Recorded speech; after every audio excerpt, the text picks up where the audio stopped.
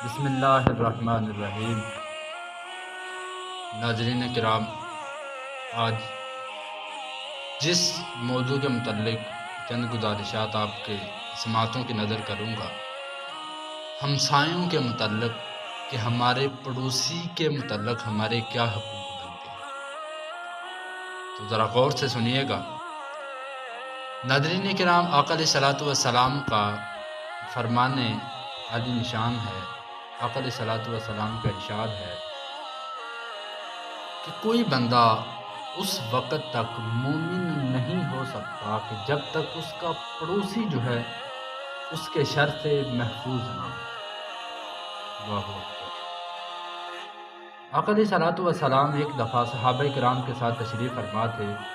آقا علیہ الصلوۃ والسلام نے فرمایا، وہ بندہ کامل مومن نہیں ہو سکتا، وہ بندہ مومن نہیں ہو سکتا۔ 3 دفعہ آقا علیہ الصلوۃ والسلام نے یہی الفاظ جو ہیں وہ کہے۔ صحابہ کرام نے عرض کی، یا رسول اللہ صلی اللہ علیہ وسلم، کون سا شخص مومن نہیں ہو سکتا؟ ہمیں اس کے بارے میں بتائیے۔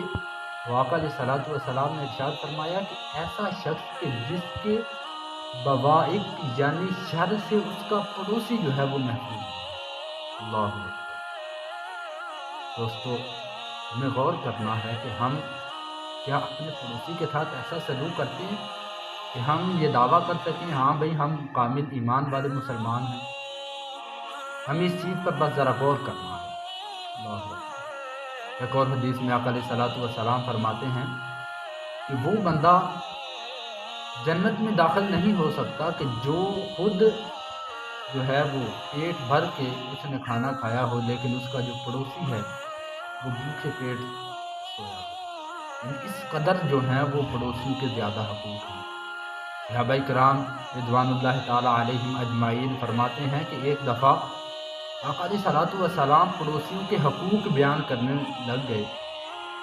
فرماتے ہیں کہ آقا علیہ الصلوۃ والسلام نے اتنے حقوق بیان کیے، صحابہ کہتے ہیں کہ ہمیں خدشہ ہونے لگا، ہمیں اس بات کا اندیشہ ہونے لگا کہ آقا علیہ الصلوۃ والسلام شاید وراثت میں بھی پڑوسیوں کا کچھ نہ کچھ حصہ جو ہے وہ مقرر کرنا۔ سبحان اللہ، اتنے زیادہ جو ہیں وہ حقوق پڑوسیوں کے بنتے ہیں، اور آج ہم ہیں کہ اپنے پڑوسیوں کو اذیت پہ اذیت دیتے ہیں۔ جس کام سے ہمارے پڑوسیوں کو کوئی تکلیف ہو، ہم جو ہے وہ کام جو ہے وہ تیزی کے ساتھ کرتے ہیں، جلدی کرتے ہیں ایسے کاموں میں کہ ہمارا پڑوسی جو ہے یہ تنگ کیوں نہیں ہو رہا، اس سے کسی نہ کسی وجہ سے تکلیف کیوں نہیں۔ ایک دفعہ آقا علیہ الصلوۃ والسلام نے ارشاد فرمایا کہ ایک شخص شاید آقا علیہ الصلوۃ والسلام کی بارگاہ میں حاضر ہوا اور کہا کہ یا رسول اللہ، فلاں عورت جو ہے وہ فرض نمازیں بھی ادا کرتی ہے، رات مصلی پر گزارتی ہے، دن جو ہے سارا دن وہ روزہ رکھتی ہے، نفلی عبادت کرتی ہے، روزہ رکھتی ہے، لیکن زبان سے اپنے ہمسایوں کو، دوسرے لوگوں کو وہ تکلیف دیتی ہے، اذیت دیتی ہے۔ آقا علیہ الصلوۃ والسلام کا جو آگے فرمایا ذرا غور سے سنیے گا۔ آقا علیہ الصلوۃ والسلام نے فرمایا کہ وہ عورت جو ہے وہ جہنمی ہے۔ اللہ اکبر۔ بھائیو غور کرنا، فرض نمازیں 5 ادا کرتی، فرض روزے بھی رکھتی، فرض کے علاوہ ساری رات مصلی پر بھی گزارتی اور دن کے وقت نفلی روزہ بھی رکھتی، لیکن کیا تھا؟ ایک ہی کام برا تھا کہ اپنی زبان سے دوسروں کو تکلیف دیتی تھی۔ آقا نے فرمایا اس کا ٹھکانہ جو ہے وہ جہنم ہے۔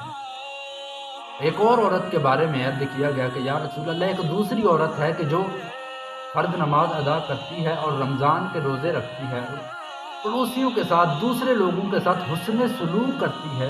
آقا علیہ الصلوۃ والسلام نے فرمایا اس کا ٹھکانہ جو ہے وہ جنت۔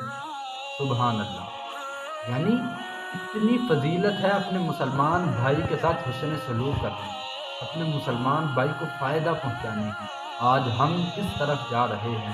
ہم کہتے ہیں کہ ہمارا فائدہ ہونا چاہیے، دوسرے کا نقصان ہوتا ہے تو بے شک ہو جائے، دوسرے کا 1,00,000 روپے کا نقصان ہوتا ہے، مجھے 5,000 کا یا 10,000 کا فائدہ ہو رہا ہے، میں اس کے 1,00,000 کے نقصان پر اپنے 10,000 کو ترجیح دوں گا۔ یہ نہیں سوچوں گا کہ اس کا جو ہے 1,00,000 کا نقصان ہو رہا ہے، مجھے 10,000 کا فائدہ ہو رہا ہے۔ تو لہٰذا میں اس کا 1 لاکھ بچاؤں، اپنے فائدے کو رہنے دوں، حالانکہ مجھے کوئی 1 روپے کا نقصان بھی نہیں ہو رہا، لیکن میں اس کے لاکھ کی پرواہ نہیں کروں گا اور اپنے جو ہے وہ فائدہ حاصل کرنے کے لیے اس دوسرے کا لاکھ کا نقصان کر دوں گا۔